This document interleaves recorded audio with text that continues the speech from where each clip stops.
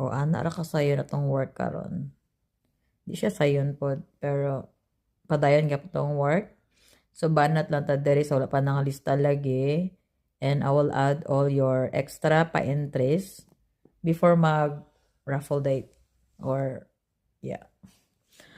Super tong na kaayo. Feeling kay namo maghigda-higda ra mi ni sir. Mura mi dirig mga wati. What kind of makeup I got on? Tulog kaya tong mga amo. Okay, okay. Yung sa tong kon karon love schedule.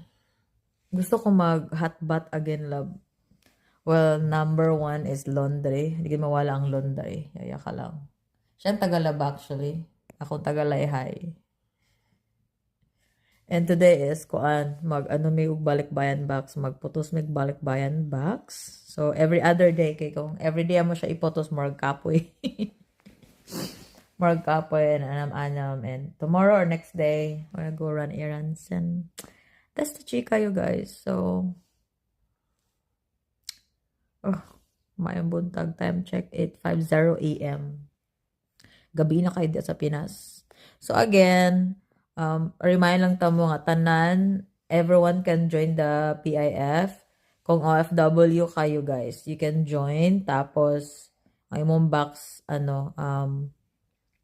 kailangan madala siya ma-send siya sa Pinas. So yes, everyone, again, kung parang siya nimo magamay madako, ang nakanindot ano itong pa-PIF now is you can get multiple entries para more chances to win lagi sa tong pa-GCash. And also ako sa mo i-remind na once you can win a balikbayan box, okay, on that very specific date, ay ka makabalik to win a balikbayan box the next year. Kaya ang goal namo is maka-PIF balikbayan box sa kadaghan. So kung nakadaog ka sa first raffle, then you can only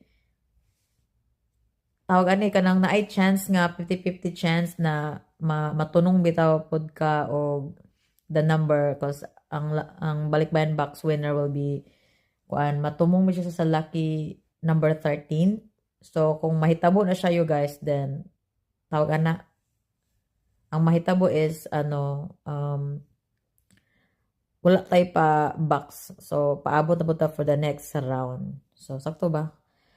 Ay nako, atong mga pasistima mo taw nga galibog ko sahay kay so na akong mga kay among goal is mag PIF this whole year, and